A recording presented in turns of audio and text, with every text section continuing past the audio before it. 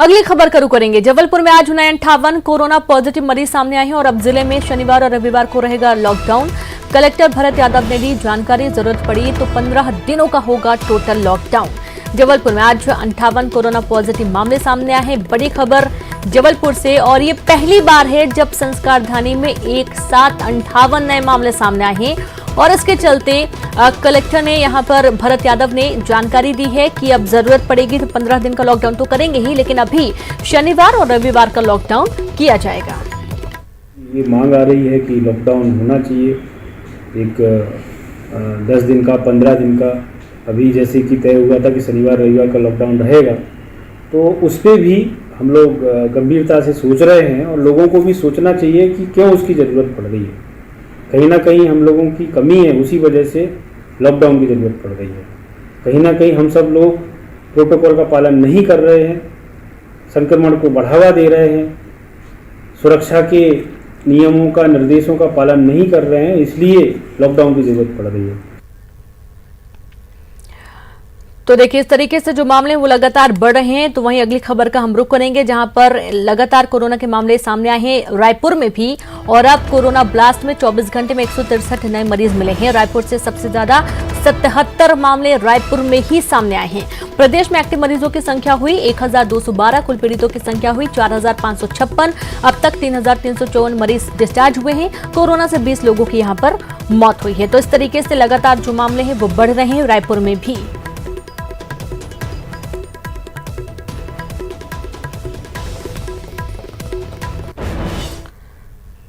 चलिए अगली खबर का रुख करेंगे। भोपाल से खबर, आखिरकार अशोकनगर में हुई कलेक्टर की पोस्टिंग। अभय कुमार वर्मा बने अशोकनगर के कलेक्टर। राज्यपाल के अपर सचिव थे अभय कुमार वर्मा। कलेक्टर न होने पर दिग्विजय सिंह ने उठाए थे सवाल। कलेक्टर मंजू मिश्रा 30 जून को हुई थी रिटायर, तब से अशोकनगर को था नए कलेक्टर का इंतजार, और फिर अब आखिरकार राज्यपाल के अपर सचिव अभय कुमार वर्मा कलेक्टर न होने के चलते दिग्विजय सिंह ने यहां पर कई सारे सवाल उठाए थे, लेकिन अब कलेक्टर की पदस्थापना कर दी गई है। गुना में पुलिस मारपीट मामले में गृह मंत्री नरोत्तम मिश्रा ने उच्च स्तरीय जांच के आदेश दिए। उन्होंने कहा कि दोषियों पर कार्रवाई की जाएगी। गुना में पुलिस मारपीट का मामले की उच्च स्तरीय जांच के आदेश गृह मंत्री नरोत्तम मिश्रा ने दे दिए हैं। भोपाल से जांच दल जाएगा गुना, और गृह मंत्री ने घटना पर दुख जताया। ऐसी दुर्भाग्यपूर्ण घटनाओं से बचा जाना चाहिए, दोषियों पर कार्रवाई होगी, नरोत्तम मिश्रा ने साफ कहा है। देखिए, ये जो तस्वीर है हम सुबह से आपको लगातार दिखा रहे हैं कि किस तरीके से कॉलेज प्रबंधन ने जमीन खाली करवाने के लिए वहां के जो आदिवासी हैं उनके साथ मारपीट की थी। यहां तक कि बच्चों को भी नहीं छोड़ा था, उनके साथ भी काफी मारपीट की गई थी। गुना की घटना काफी गंभीरता से आज बैठक में लिया है। माननीय मुख्यमंत्री जी ने गुना के अंदर हुई घटना की उच्च स्तरीय जांच के आदेश दिए हैं। भोपाल से वरिष्ठ अधिकारी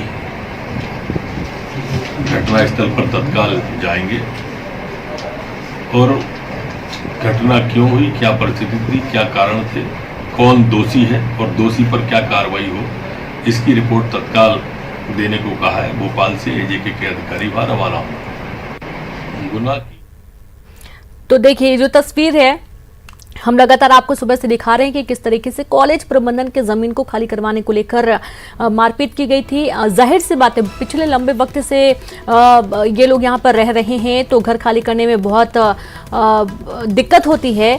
तो ना तो इन्हें पहले से कोई नोटिस दिया गया, ना ही इनके कहीं और बसाने की, बसाहट की कोई व्यवस्था की गई है। जाहिर सी बात है, आदिवासी हैं, गरीब हैं, जहां जमीन पाते हैं वहां पर अपना आशियाना बना लेते हैं। फिर कॉलेज प्रबंधन का आरोप है कि ये हर बार होता है, लेकिन आप देखिए जमीन खाली करवाने की भी एक प्रक्रिया होती है।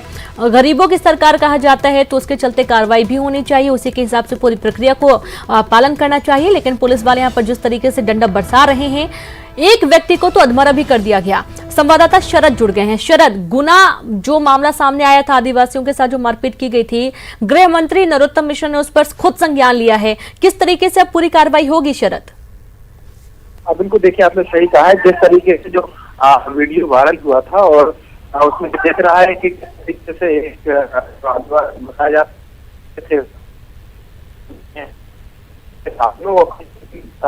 इसलिए वहां पर जब पुलिस वालों से कोशिश कर रहे थे, तो उसी दौरान मारपीट हुई और उन्होंने कीटनाशक पीकर आत्महत्या की कोशिश की। इसका पूरा वीडियो वायरल हुआ था सोशल मीडिया में और उसके बाद सरकार ने, मुख्यमंत्री शिवराज सिंह चौहान ने और गृह मंत्री नरोत्तम मिश्रा दोनों ने इस मामले को गंभीरता से लिया और अब ये तय किया गया है कि इस पूरे मामले की एक उच्च स्तरीय जांच कराई जाएगी और उच्च स्तरीय जांच के लिए भोपाल से जो जांच दल है वो गुना जाएगा। इतना ही नहीं, नरोत्तम मिश्रा जो गृह मंत्री हैं उन्होंने अपने बयान में ये भी कहा है कि इस पूरे मामले की जांच कराई जाएगी और ये पाया जाएगा कि कौन इसमें दोषी है और जो भी दोषी होंगे उनके खिलाफ कड़ी कार्रवाई की जाएगी। और उन्होंने ये भी कहा है कि इस तरीके की दरअसल घटनाएं जो है वो दुर्भाग्यपूर्ण है, पुलिस को ऐसी घटनाओं से बचना चाहिए। इस तरीके से जो मारपीट की घटनाएं, मारपीट करना और फिर उसके बाद जो पूरा घटनाक्रम हुआ उसको उन्होंने दुर्भाग्यपूर्ण बताया है। तो निश्चित तौर पर जो वीडियो वायरल हुआ सोशल मीडिया में उसको लेकर राजनीतिक तौर पर भी कई सवाल खड़े हो रहे थे। पूर्व मुख्यमंत्री कमलनाथ ने भी इस वीडियो को ट्वीट करके सरकार पर निशाना साधा था। तो अब कुल मिला के सरकार ने जांच के आदेश दिए हैं और कहा है कि जो दोषी होंगे उनके खिलाफ कार्रवाई की जाएगी।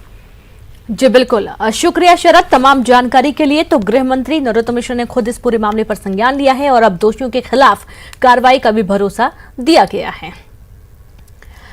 मंडला में आज दिन दहाड़े नरसंहार हुआ। यहां 7 लोगों की दिन दहाड़े हत्या हो गई। देखिए, 2 परिवारों के आपसी विवाद में एक परिवार के 6 लोगों को पहले मौत के घाट उतार दिया गया। वहीं वारदात के बाद जब आरोपी भागने लगे तो ग्रामीणों ने एक आरोपी को घेर लिया, जमकर पीटा, लाठी डंडों से पीट कर उसको मौत के घाट उतार दिया।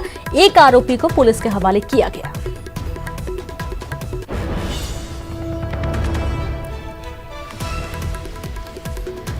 तो बड़ी खबर मंडला से, जहां पर दिन दहाड़े नरसंहार हुआ, 7 लोगों की हत्या कर दी गई। पहले तो ये 2 परिवारों का आपसी विवाद था और इस आपसी विवाद में एक परिवार के 2 लोगों ने दूसरे परिवार के 6 लोगों को मार दिया। यहाँ इनमें 2 बच्चे भी शामिल थे जिन्हें मौत के घाट उतारा गया। बहुत ही बर्बरता के साथ इन्हें मारा गया, इनकी जान ली गई और उसके बाद ग्रामीणों ने एक आरोपी को मार डाला पीट कर और दूसरा पुलिस की गिरफ्त में है।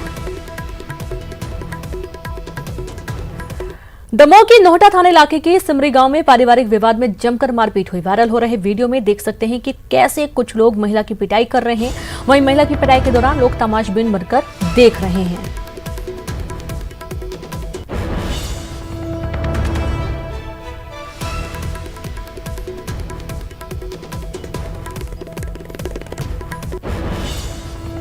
तो एमपी में चोरों के हौसले इतने बुलंद हैं कि अब वो मुख्यमंत्री के परिवार को भी निशाना बनाने लगे हैं। जी हां, मुख्यमंत्री शिवराज सिंह चौहान के बेटे कार्तिकेय चौहान की डेयरी में चोरों ने हाथ साफ कर दिया। देखिए, चौंकाने वाली बात है, चोरों के हौसले इतने ज्यादा बुलंद हैं। सीएम शिवराज के बेटे कार्तिकेय के जो डेयरी फार्म है वहां पर भी उन्होंने हाथ साफ कर दिया। विदिशा के निमखिरिया में कार्तिकेय के डेयरी परिसर में रहने वाले वेटनरी डॉक्टर के घर पर चोरों ने चोरी करते हुए सोने की अंगूठियां सहित कुछ पैसे चोरों ने उड़ा लिए। हालांकि स्थानीय पुलिस चोरी की किसी भी घटना से इनकार कर रही है। तो वहीं भोपाल से पहुंचे एडीजी ने चोरी की घटना होने की बात कही। एडीजी ने पूरे मामले की जांच के आदेश दे दिए हैं। कर्मचारी है, डॉक्टर है, वहाँ पे वेटनरी डॉक्टर हैं, उनके यहाँ से कुछ अंगूठियाँ, छोटी अंगूठियाँ हैं और ऐसी कुछ सामान दिया। करीबन कितनी राशि की पूरी? बहुत छोटी राशि की, बहुत ज़्यादा राशि की पूरी। सीसीटीवी फुटेज खंगाली देखे जा रहे हैं, सीसीटीवी फुटेज देखे जा रहे हैं, क्योंकि अंदर बहुत सारे सीसीटीवी फुटेज लगे हैं। हमें उम्मीद है कि कुछ नहीं होगा। भोपाल में नाबालिग लड़कियों को अपनी हवस का शिकार बनाने वाला कुख्यात दरिंदा अखबार का मालिक प्यारे मियां गिरफ्तार हो गया। प्यारे मियां की गिरफ्तारी जम्मू कश्मीर के श्रीनगर से हुई। 30,000 का इनामी और कई दिन से फरार चल रहे प्यारे मियां की गिरफ्तारी से पुलिस ने राहत की सांस ली। प्यारे मियां को श्रीनगर से लाने के लिए भोपाल पुलिस की टीम श्रीनगर पहुंच गई है।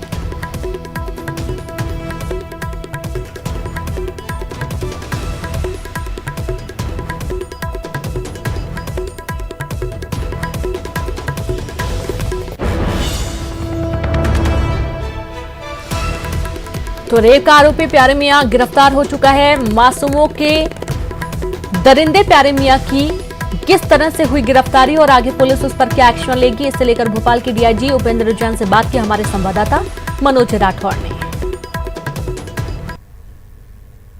राजधानी भोपाल में नाबालिग बच्चियों के साथ रेप के मामले में फरार चल रहे आरोपी को पुलिस ने गिरफ्तार कर लिया है। ये गिरफ्तारी जो है श्रीनगर से हुई है। हमारे साथ भोपाल डीआईजी इरशाद वली मौजूद है। सर, जो गिरफ्तारी प्यारे मियां की हुई है, उस गिरफ्तारी को कहां से किया गया, क्या जानकारी है? अपनी टीम वहाँ पर श्रीनगर पहुँच गई और हम लोग उसकी गिरफ्तारी जो कानूनी प्रक्रिया उसको कंप्लीट कर करके यहाँ पर लेकर के आएंगे। सर किस तरीके से पहुंचा, कुछ अभी डिटेल आ पाया है, कैसे वहां तक श्रीनगर तक गया? जो जानकारी लगी थी मैनुअल इंटेलिजेंस के हिसाब से कुछ लोगों ने बताया था, उसके अनुसार जो अपनी टीम रवाना की थी, लोकल पुलिस की सहायता से उसको लोकल पुलिस को इन्फॉर्म किया गया था, उसने डिटेन किया। हमारी टीम भी साइमल्टेनियसली वहाँ पहुँच गई है और जो अपनी प्रक्रिया है लाने की, उसको वहाँ कोरोना टेस्ट वगैरह है होना है और बाकी जो प्रक्रिया है वो करवा करके फिर लेकर के आएंगे। कब तक आने की संभावना है आरोपी की भोपाल? कर रहे हैं कि वो कल तक हो जाए। बिल्कुल, आरोपी जो से पूछताछ की जाएगी, तमाम तरीके के जो सवाल उठ रहे हैं, जो तमाम तरीके के सवाल सामने आ रहे हैं, उसका जवाब इस आरोपी से लिया जाएगा। कैमरामैन मोहसिन के साथ मनोज राठौर, न्यूज़ 18 भोपाल। और 10वीं में शर्लिन छाबड़ा ने मारी बाजी। डीपीएस की छात्रा शर्लिन को मिले 98.9% अंक। सेंट जोसेफ ईदगाह की अफीफा अफरीन को 98% अंक मिले हैं और इन दोनों ही बच्चों ने कमाल कर दिखाया। काफी अच्छे नंबरों से इन्होंने अपना बोर्ड एग्जाम पास किया है।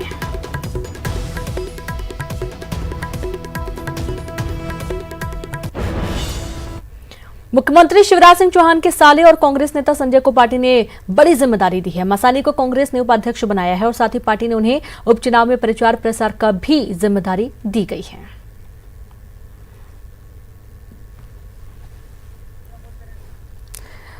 तो उपचुनाव में प्रचार प्रसार की भी जिम्मेदारी दी गई है और इस तरीके से मुख्यमंत्री शिवराज सिंह चौहान के साले मसानी हैं, जिन्हें एक बड़ी जिम्मेदारी के तौर पर नवाजा गया है।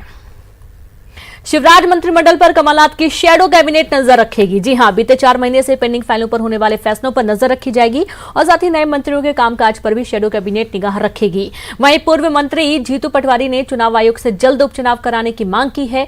कांग्रेस के शैडो कैबिनेट पर राकेश सिंह ने चुटकी लेते हुए कहा कि कमलनाथ जी की शैडो कैबिनेट अगर अपनी ही कैबिनेट पर नजर रख लेती तो आज सरकार नहीं जाती। शैडो कैबिनेट की बात करना वर्तमान समय में सिर्फ और सिर्फ खबरों में बने रहने का हथकंडा है।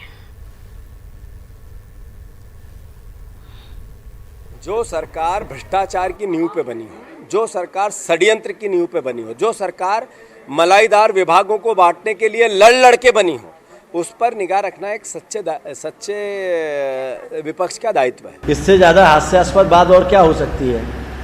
कमलनाथ जी की ये शैडो कैबिनेट अगर कमलनाथ जी की कैबिनेट पर ही नज़र रख लेती तो आज ये नौबत नहीं आती और कांग्रेस की विदाई मध्य प्रदेश से नहीं होती। लेकिन उन्होंने ये नज़र नहीं रखी, भ्रष्टाचार होने दिए, ट्रांसफ़र को उद्योग के रूप में पनपने दिया, मध्य प्रदेश में अराजकता फैलने दी, कानून व्यवस्था की धज्जियां उड़ने दी, जिसके कारण ये परिस्थिति का निर्माण हुआ। चलिए तो अगली खबर का रुख करेंगे। सीएम शिवराज ने आज कृषक बंधुओं और स्व सहायता समूहों के प्रतिनिधियों से वीडियो कॉन्फ्रेंसिंग के जरिए बातचीत की और इस दौरान सीएम शिवराज सिंह चौहान ने कृषि क्षेत्र की उपलब्धियां भी गिनाई। सीएम ने कहा कि सबको मिलकर प्रदेश की तस्वीर बदलनी है। खेती के साथ किसान उत्पादक संघों और हमारे यहाँ फार्मर प्रोड्यूसर कंपनीज बड़ी तेजी से बेहतर काम कर रही है। बीच में बिचौलियों को भी हम हटाने की कोशिश, वार्ड की पूरी टीम को।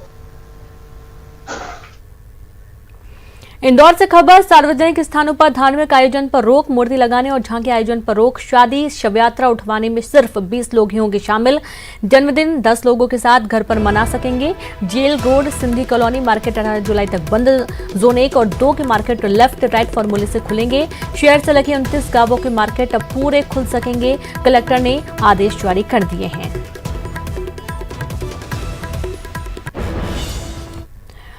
आदिवासी बहुल डिंडौरी जिले में प्रधानमंत्री आवास योजना में बड़ा फर्जीवाड़ा सामने आया है। पीएम आवास योजना के अंतर्गत बनाए जा रहे आधे अधूरे मकानों को सरकारी दस्तावेजों में पूरा बताकर हितग्राहियों से पैसा ऐंठ लिया गया। साल 2016-17 से वर्तमान समय तक पीएम आवास योजना के तहत जिले में कुल 27,843 मकान स्वीकृत हुए हैं, जिसमें करीब 1,843 मकान ऐसे हैं जिनकी राशि जारी कर दी गई है, लेकिन मकान आधे अधूरे बने हुए हैं, जबकि सरकारी दस्तावेजों में आधे अधूरे मकानों को पूर्ण मकान दर्शा दिया गया।